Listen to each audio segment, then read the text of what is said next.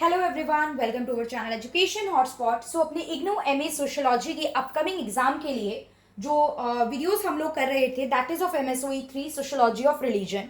उसमें next topic that we are going to cover is M N Srinivas का concept related to the Coorgs. अब देखिए, multiple time ये question भी एग्जाम में आया हुआ है। जब किसी का नाम देखे क्वेश्चन पूछ लेता है तो हमारे पास, और देखिए इसमें ऐसा होता है कि ना आपको कोई टॉपिक नहीं पता। फॉर एग्जाम्पल, अगर मैं सेक्युलराइजेशन पे क्वेश्चन दूं, अगर मैं फंडामेंटलिज्म पे दूं, अगर मैं कम्युनलिज्म पे दूं, तो there is a lot of content to write. आप कुछ ना कुछ बना बना के भी एक दो पेज लिख सकते हो, राइट। आपको अगर मीनिंग पता है, आपको आइडियोलॉजी पता है। लेकिन एम एन श्रीनिवास कुर्ग पूछ लिया, मैक्स वेबर की आइडियोलॉजी ऑन रिलीजन पूछ ली, कार्ल मार्क्स की आइडियोलॉजी ऑन रिलीजन पूछ ली, ये सब कुछ पूछ लेता है तो आपको नहीं पता होता इन्होंने एग्जैक्टली क्या बोला है, then you will not be able to proceed with the answer. तो यहाँ पे विल ट्राई हम ऐसे क्वेश्चंस पे भी फोकस करके चले। देखिए, एक आपका जो इवान स्पिचर्ड का न्यूर का क्वेश्चन है, वो मैंने कुछ मंथ पहले वीडियो डाली थी, तो प्लेलिस्ट में वो ऐड है। अगर आप लोगों ने पूरी प्लेलिस्ट देखी है तो आपने देखा होगा द इवान स्पिचर्ड न्यूर वाला कंसेप्ट मैंने करवाया हुआ है। आप लोग सुनेंगे और उस वीडियो से सुन सुन के लिख भी लेंगे, then you will be able to cover up that question also. अब नहीं पता ना कि कुर्ग आ जाएगा या फिर इवान स्पिचर्ड वाला आ सकता है, दोनों में से कोई भी आ सकता है, वी कैन नॉट प्रिडिक्ट। तो ये आपको सिलेक्ट करना है कि कितना पढ़ के जाना है, क्या करके जाना है, बिकॉज ऑप्शंस और चॉइस मिल जाएगी। एंड अभी भी टाइम है, आज का दिन है, कल का पूरा दिन है। आप जितना पढ़ा है कल मॉर्निंग से रात तक सारा रिवाइज करने में लगा दो, in case you guys watch my video और आप कहीं और से भी पढ़ा है तो एक काम करो, या तो आज रात पूरी रात रिवीजन में लगा दो, अपनी जो आंसर करें जस्ट क्रैम प्लीज। देखिए, लर्न करना भी जरूरी है, सब कुछ एग्जाम में बना के नहीं लिख पाओगे, यू नीड टू क्रैमिंग जरूरी है। कुछ चीजें याद रहनी जरूरी है, कुछ नाम याद रहने जरूरी है, कुछ कंसेप्ट याद रहने जरूरी है, कुछ मीनिंग याद रहने जरूरी है। I hope you are understanding what I want to say, कि ये कुछ चीजें आपको याद रखनी एग्जाम में जरूरी है। तो इफ यू वांट तो देखो, आज पूरी रात आप लोग लर्न करने में लगा दो, रिवाइज करने में लगा दो, ठीक है। आराम से 1-2 बजे तक भी अगर आप पढ़ के सोओगे, याद करके अभी से भी 2 बजे तक भी आप सोए हैं, देन मॉर्निंग में आप क्या करो, आप नए टॉपिक पढ़ लो। लाइक फर्स्ट हाफ में 12, 1, 2, 3 बजे तक भी आप लोग क्या पढ़ो, कुछ नए टॉपिक और पढ़ लो। लाइक मैं कुछ वीडियो जो मैंने डाली है आपने नहीं देखी हो, ये वीडियो ये सब आप देख लो। एंड देन फिर जो रिमेनिंग डे बचा उसमें दोबारा से प्रीवियस वाला जो भी टॉपिक है उस सबको लर्न करने में अपना पूरा टाइम लगा दीजिए, ठीक है। तो यहाँ पे हम लोग बात करते हैं अभी एम एन श्रीनिवास की द कुर्ग के कंसेप्ट की। अब फर्स्टली देख लेते हैं थोड़ा सा बैकग्राउंड कि एम एन श्रीनिवास का जन्म जो था वो 1916 में मैसूर में हुआ। एक ब्राह्मण फैमिली से बिलोंग करते थे और उन्होंने बहुत सारे अलग अलग aspect like caste, society, religion, इन सब पे स्टडी करी है। एम एन श्रीनिवास जो थे सोशोलॉजिस्ट, ये एक पर्सपेक्टिव होता है। देखो, अलग अलग व्यू होते हैं कि आपको इन्फॉर्मेशन चाहिए तो आप सर्वे कंडक्ट कर रहे हो, इंटरव्यू ले रहे हो, क्वेश्चन प्रिपेयर कर रहे हो, ये सब होते हैं आपके methods of collection of data. इसी में एक होता है पार्टिसिपेंट ऑब्जर्वेशन और we can say field survey, field research. उसमें क्या होता है, वो पर्सन जिस जगह के बारे में इंफॉर्मेशन लेना चाहता है वो वहां जाता है, उनके डेली एक्टिविटीज, उनकी कल्चरल वर्शिप, इन सब चीजों में पार्टिसिपेट करता है एंड देन अपने जो रिपोर्ट होती है उसको प्रिपेयर करता है। मतलब वो पार्टिसिपेट करता है उनकी डे टू डे एक्टिविटीज में, बहुत क्लोजली उनके कल्चर, उनके रिलीजन, उनके डे टू डे एक्टिविटीज को ऑब्जर्व करता है एंड देन अपनी एक रिपोर्ट प्रिपेयर करता है। तो एम एन श्रीनिवास ने यहाँ पे एक फील्ड स्टडी या फील्ड सर्वे हम बोल सकते हैं, यही जो मेथड था वो यूज किया था। तो ही published book called religion and society among the Coorgs of south India. इस दो एस्पेक्ट ये पर्टिकुलरली अपनी स्टडी के लिए यूज करते थे, field view and book view. According to him we can not isolate religious beliefs completely from our life. यार, आप अलग हटके नहीं रह सकते हो रिलीजन से, कहीं ना कुछ रिलीजियस एस्पेक्ट आपकी लाइफ में आ जाता है, so we can not isolate from that. He talks about regional transformation which goes on changing. Regional transformation होती है, people tend to move from one area to another due to any of the reason. कभी ना कभी आपको shifting और वो changes करने पड़ते हैं, या फिर जिस रीजन में आप रह रहे हो वहां ही जहां आप रह रहे हो वही काफी ज्यादा चेंजेस आ जाते हैं। जैसे पहले एरिया उतना डेवलप नहीं था, डेवलपमेंट हुई तो उस वजह से काफी चेंजेस आए। तो रीजनल ट्रांसफॉर्मेशन आपको देखने को मिलती है। The field view of his ideology gives a perfect picture of how religious practices and norms are making everybody more engaged with societal norm, especially in case of Coorg. अब इन्होंने majorly तो कुर्ग से का एग्जाम्पल लिया, ये बताया गया कि किस तरीके से जो रिलीजियस प्रैक्टिसेस हैं वो सबको इंगेज रख रही हैं सोसाइटी में। आगे थोड़ा सा कुर्ग के बारे में देखेंगे कि क्या है, बार बार हम एक वर्ड यूज कर रहे हैं कुर्ग। तो Coorg is also known as Kodagu. अगर कोडागु के नेम से क्वेश्चन आ गया तो डरना नहीं है। कोडागु लिखा हो मतलब एम एन श्रीनिवास के बारे में पूछना चाह रहा है और उनकी स्टडी रिगार्डिंग कुर्ग पूछना चाह रहा है। तो कुर्ग से छोटा सा डिस्ट्रिक्ट है कर्नाटका में, बहुत सारे mountain, heavy rainfall, flooded rivers, dense forest है, मतलब एक बहुत ही प्यारी प्लेस है to go and visit, you can visit the place. आप मतलब अभी तो पढ़ लीजिए पहले, but it is a very nice place. South में आप देखेंगे तो बहुत ब्यूटीफुल प्लेसेस हैं वहाँ पे। सो यहाँ थोड़ा सा हमने इसके जोग्राफिकल स्ट्रक्चर को एक्सप्लेन करा। Then we have to mention कि विलेज हैव हाउसेज हैं, हट्स हैं, confined in particular space and having fields and garden around them. बड़े बड़े खेत खलियान गार्डन है घर के आसपास में, और सर्वेंट के हाउस भी वहीं नियर बाय बने हुए हैं। M N Srinivas personally spend a lot of time among a Coorg joint family. वो कुर्ग की जॉइंट फैमिली में पर्सनली काफी टाइम तक रहे, जिसे मैंने बताया इसे पार्टिसिपेंट ऑब्जर्वेशन या फिर फील्ड व्यू ऑफ स्टडी भी बोलते हैं। And provides N empirical view of Coorg and Indian society. He mentioned that Puranas are responsible for complete Sanskritization of culture. Sanskritization of culture. Sanskritization word का मतलब क्या होता है? When a lower caste try to adopt the culture of the upper caste. इन्होंने cast के बारे में भी बहुत सारी बातें की हैं कुर्ग कल्चर में, क्योंकि ब्राह्मण फैमिली से थे, ब्राह्मण कल्चर वहां देखने को मिल रहा था, तो ब्राह्मणिज्म में कास्ट सिस्टम तो प्रेवेलेंट था। पता है ना, ब्राह्मण क्षत्रिय वैश्य शूद्र, ब्राह्मण ने अपने आप को टॉप पे बिठा रखा है। Brahmins consider themself at the top of the caste hierarchy. उस टाइम पे ब्राह्मण्स जो थे वो कास्ट हियरार्की में टॉप पे देखने को मिलते थे, एंड शूद्रास और the untouchables they are at the bottom of that, right. तो यहाँ पे हमने बात की संस्कृताइजेशन ऑफ द कल्चर, जब लोअर कास्ट अपर जो कास्ट है उनके कल्चर ट्रेड्स को अडॉप्ट करने की कोशिश करती है। Next is legacy of the Coorg. Coorg का मतलब कहाँ से किससे ट्रांसफर हुआ, क्या हुआ, कुछ कुछ नाम है, बहुत डिटेल में कहानी नहीं लिखी मैंने, शॉर्ट में लिखा है, तो थोड़ा एक दो बार पढ़ोगे you will be able to learn that attacked and मतलब लीगेसी ऑफ द कुर्ग को बात करें, कुर्ग पे अटैक हुआ था और इसे कॉन्कर कर लिया था चंगालवा एंड कोंगालवा डायनेस्टी ने 9th सेंचुरी एडी में। चंगालवा एंड कोंगालवा डायनेस्टी ने कुर्ग पे अटैक करा और उसे कॉन्कर करा 9th सेंचुरी में। लेटर ऑन होयसलास जो थे वो पावर में आए वेस्टर्न मैसूर में, वेस्टर्न मैसूर में पावर में आया। मैसूर में देखो, मैसूर क्या था ना, विजयनगर एम्पायर थी साउथ में, तो विजयनगर एम्पायर का जब डिसइंटीग्रेशन हुआ ना, मैसूर एक टाउन उसमें से बन गया था, राइट।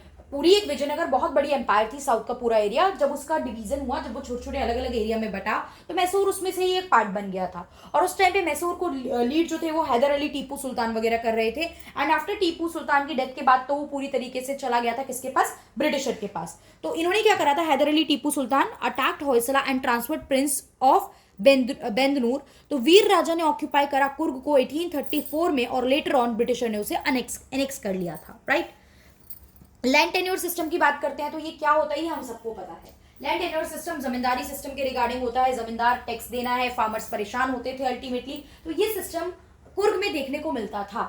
लेकिन व्हेन ब्रिटिशर एनेक्स कुर्ग, तो उसके बाद कुर्ग में बहुत सारे चेंजेस देखने को मिले। आपको पता है ब्रिटिशर ना कास्ट सिस्टम को मानते हैं, ना बहुत ज्यादा इनइक्वालिटी वगैरह को मानते थे, तो यहाँ पे उन्होंने कुछ चेंजेस करे वहाँ पे, राइट। ब्रिटिशर ने क्या करा, एक तो स्लेव सिस्टम खत्म कर दिया कि भाई स्लेव सिस्टम जबरदस्ती मत करवाओ काम, उनको ऑप्शन दो, उनकी मर्जी रहने दो। whatever the slave want to do, slave word ही नहीं यूज करेंगे, whatever the worker और the laborer want to do, वो वही काम करेगा, ठीक है, ये चीज थी। इसके अलावा यहाँ पे कॉफी प्लांटेशन जब आपने स्टार्ट करा, तो कॉफी प्लांटेशन से ऑब्वियस बात है, कोई भी नया काम जब आप स्टार्ट करोगे then people will get the work, लोगों को ज्यादा काम मिलेगा, आपके यहाँ के लोग एम्प्लॉयड होंगे, प्लस बाहर से भी पीपल विल कम, लेबरर और वर्कर बाहर से भी आने लगे काम करने के लिए, तो एक फ्लो ऑफ वर्कर्स भी बहुत ज्यादा देखने को मिला in this region due to the coffee plantation. Planting जो थी, राइस प्लांटेशन ऑलरेडी कुर्ग में होती थी काफी ज्यादा, आफ्टर दैट सेकंड नंबर पे कॉफी प्लांटेशन भी होने लगी। तो ये जो प्लांटर वाला काम हो गया, ये वर्कर्स के लिए एक इंपॉर्टेंट सोर्स ऑफ इनकम और मेन सोर्स ऑफ इनकम बन गया in the Coorg. Local people भी थे, प्लस बाहर से भी लोग आ रहे थे काम करने के लिए, बिकॉज काम बहुत ज्यादा, लेबर की डिमांड बहुत ज्यादा थी। तो ब्रिटिशर के आने से क्या क्या चेंजेस आए, स्लेवरी पूरी तरीके से अबॉलिश हो गई, कॉफी प्लांटेशन इंट्रोड्यूस करा गया, जिससे लेबर की डिमांड बढ़ी। बहुत इजी लैंग्वेज है, बहुत कुछ डिफिकल्ट नहीं है, आप 2-3 बार पढ़ोगे तो I hope you will be able to learn this. Slave और मास्टर का रिलेशन चेंज हो गया, वो जबरदस्ती काम कराने वाला कंसेप्ट अब नहीं एग्जिस्ट कर रहा था। Flow of labour increase, labour जो थे बाहर से भी आने लगे थे यहाँ पे, तो दैट्स वाई लेबर ज्यादा देखने को मिल रही थी। Planter became a source of money and work to the labour. ये जो प्लांटर था, क्योंकि राइस प्लांटेशन था, देन कॉफी प्लांटेशन हुआ, तो ये main source of money and work बन गया किसके लिए, लेबरर के लिए। कास्ट की बात की जाती है, ट्राइब किस तरीके से डिवाइडेड थी, तो देयर आर 4-1 फर्स्ट ग्रुप में 41,026 मेंबर थे, 41,026 मेंबर थे। सेकंड ग्रुप में 666 मेंबर थे, जो अपने आप को अम्मा कुर्ग भी या कोडागूज भी बोलते थे। कुर्ग और कोडागूज मैंने बोला ना सेम ही चीज है, कुर्ग और कोडागू, अम्मा कोडागू या अम्मा कुर्ग बोलते थे। लेटर ऑन ये डिवीजन 2 पार्ट में हो गया, जिसको सना कुर्ग और माला कुर्ग बोले जाने लगा। इतना ही बहुत है, अब डिटेल में मत देखो कि साना कुर्ग कौन थे, माला कुर्ग कौन थे। And if you are curious and if you have time then Google करके आप इसको सर्च कर लीजिए, बट एग्जाम में इनके बारे में डिटेलिंग लिखने की हमें बिल्कुल भी जरूरत नहीं है। पहले बता दो, 2 ग्रुप में डिवाइडेड थे, अप्रॉक्स इतने इतने मेंबर थे, जो अम्मा कुर्ग भी बोले जाते थे, सना कुर्ग और माला कुर्ग में डिवाइड हुए।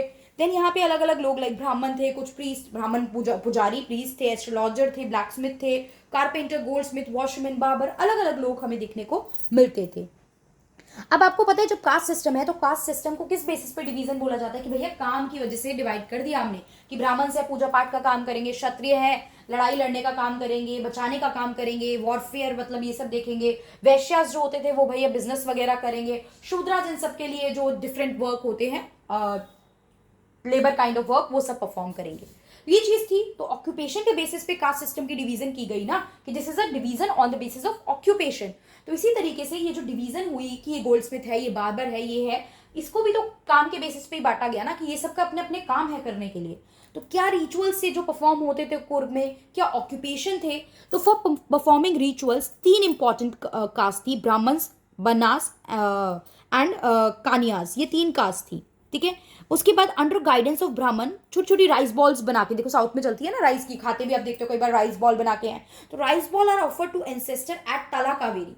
तला कावेरी एक थी, एक सीक्रेट प्लेस थी, एक वर्शिप की जगह होगी जहां पे आप भगवान को या वर्शिप के लिए वो राइस बॉल्स जो थे वो रखते होंगे। बहुत डिटेल रिसर्च अभी मैंने इसके बारे में नहीं करी है, राइट, बट लिखा है उससे यही एविडेंट है ना कि आप secret is something that is use for worship के लिए आप उसे यूज कर रहे हो, रिलीजियस चीजों से कनेक्ट होती है, तो आप अपने एंसेस्टर को, अपने पूर्वजों को वो चीज ऑफर कर रहे हो, राइस बॉल्स। तो ब्लैक स्मिथ, अब आगे ऑक्यूपेशन, ब्लैक स्मिथ, कारपेंटर, यार ये बताने की जरूरत नहीं है, लिखा है, मैं जल्दी से बता रही हूँ आपको। क्या करते हैं, घर बनाते थे और डेली बेसिक यूज के आर्टिकल बनाते थे। गोल्ड स्मिथ कान में आपके छेद करेंगे, ठीक है, ये सब चीजें, ईयरिंग वगैरह जो पहनते थे, और बॉयज गर्ल्स दोनों पहनते थे, ऐसा नहीं है सिर्फ गर्ल्स ही पहनेंगी। गोल्ड सिल्वर के ऑर्नामेंट, वॉशमैन कपड़े धोएगा भाई, बार बार बाल बनाएगा आपके। मेधा क्या होते थे, ये कुछ बेसिक आर्टिकल सप्लाई करेंगे लाइक बास्केट, फिश ट्रैप, ये सब अगर सप्लाई करना है वो मेधा होते थे। पोलिया होते थे, POLEY, पोलिया, कुछ मॉर्निंग टाइप के जो रिचुअल होते हैं बेसिक, ये पोलिया परफॉर्म करते थे। So these are the different occupation or the different caste that can be seen in the Kurg region. Further हम देखें तो एक वर्ड है ओका। देखो कई बार क्वेश्चन कुर्ग नहीं लिखा हो, क्या पता एम एन श्रीनिवास का नाम भी ना लिखा हो, सीधा ओका वर्ड लिखा हो। जब ओका लिखा आएगा तो सिंपल आपको समझ जाना है, आपको एम एन श्रीनिवास का कंसेप्ट समझाना है with regard to Coorg.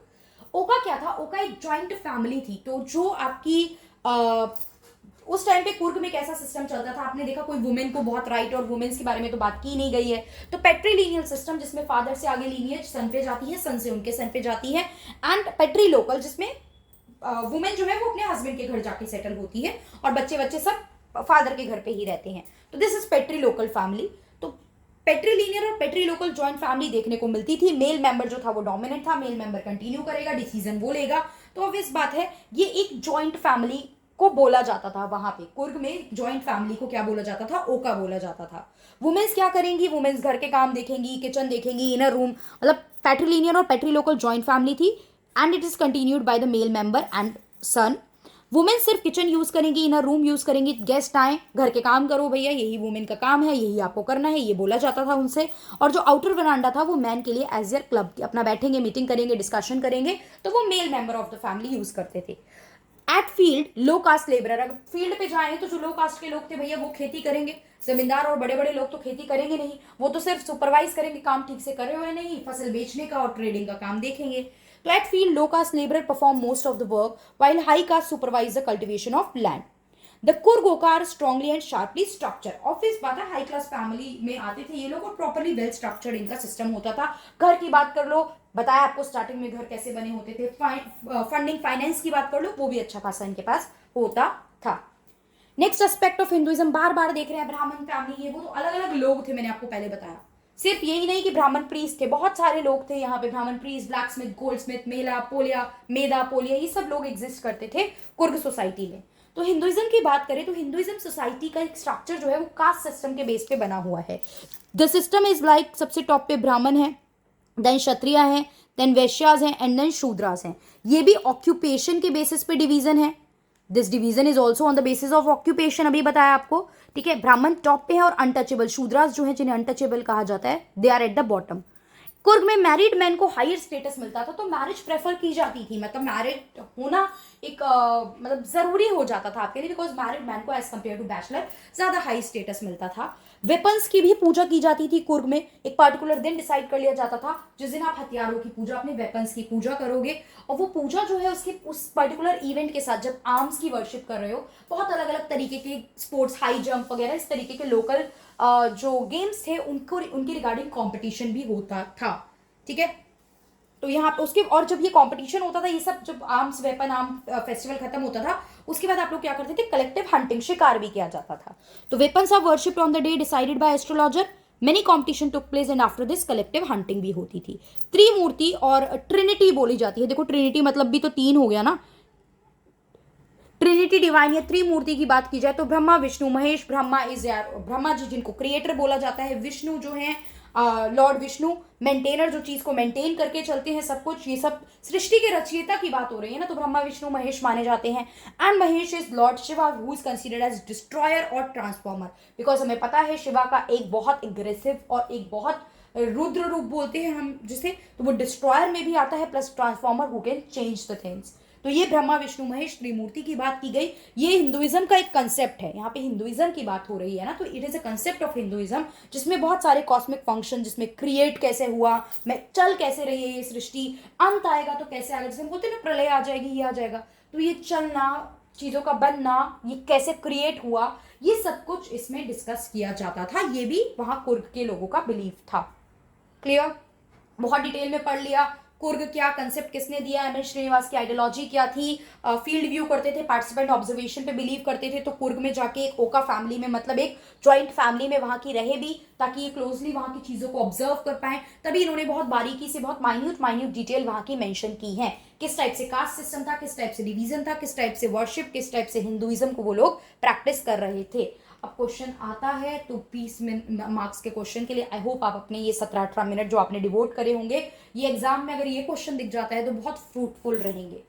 Clear, video benefit कर रही है अगर, तो प्लीज वीडियो देखने के बाद, again I am saying it at last, तो अगर आप लास्ट तक देखेंगे ये वीडियो तभी आप लोग यहाँ तक पहुंचेंगे, तो मुझे आपकी लाइक की रेशियो से पता चल जाएगा। In case you find this video fruitful then do like the video. Share करने को मैं नहीं बोलती हूँ, तो अगेन नहीं बोलूंगी, इस टाइप की वीडियो शेयर करने का कोई बेनिफिट नहीं है। वो general basic fact knowledge current affair की होती है, then you should share that, मतलब उसको शेयर आप कर सकते हो, बट इसको लाइक कर लीजिए वीडियो को, एंड कमेंट करके जरूर बताइए दैट दिस इज बेनिफिशियल और not. Waiting for the response and I'll try to make some further videos also for your examination.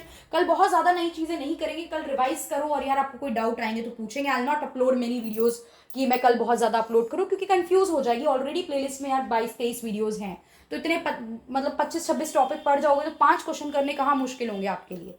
ठीक है, so that's all for this video, thank you for watching.